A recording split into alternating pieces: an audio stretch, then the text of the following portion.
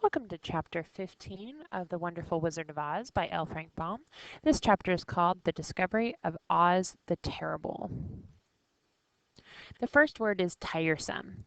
The waiting was tiresome and wearing, and at last they grew vexed that Oz should treat them in so poor a fashion. And tiresome means making them annoyed. So here he kind of looks annoyed and kind of bored out of this. Next is vexed. At last they grew vexed that Oz should treat them in so poor a fashion after sending them to undergo hardships and slavery. And vexed means upset or made irritable, so he looks like he might be a little upset. Next is trembling. I am Oz, the great and terrible, said the little man in a trembling voice. And trembling's like shaking. Um, so when he's, I am Oz, the great and terrible. So it has kind of a fluctuation. Next is shan't. We shan't wait a day longer, said the Scarecrow. And shan't means will not or shall not. And I put chocolate chip cookies because I will not eat all of them. I shan't eat all of them. I really like chocolate chip cookies. So that's why I thought that would be kind of fun for this one. Next is hush. Hush, my dear, he said.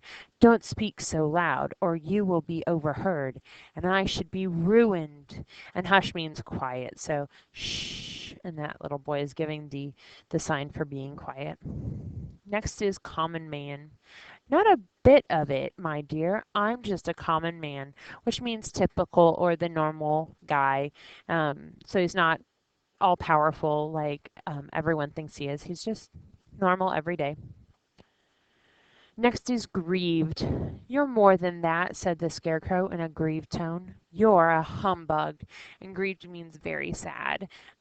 So that's tone, not ton, sorry.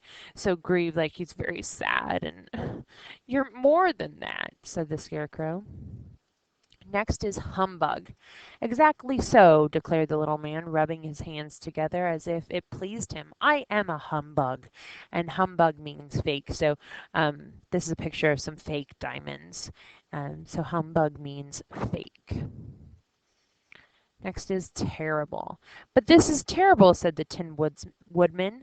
How shall I ever get my heart? And terrible means very bad. So this boy is smashing something with a toy, and that looks to be very bad. So that would be terrible. Next we have ventriloquist. Oh, I am a ventriloquist, said the little man, and I can throw with the sound of my voice wherever I wish, so that you thought it was coming out of the head. And a ventriloquist is a person trained in the ability to make their voice appear to come from different places.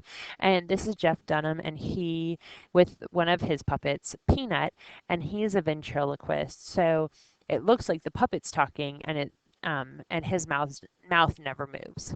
So that would be ventriloquist. Next is deceive. Here are the other things I use to deceive you. And deceive means fool. And last year I played a little trick on my class and told them they were getting brownies and they were getting brown E's for April Fools. So you could say I deceived them. I fooled them. So that was my trick. Well, thank you for listening to chapter 15, and we'll be back tomorrow with our next chapter.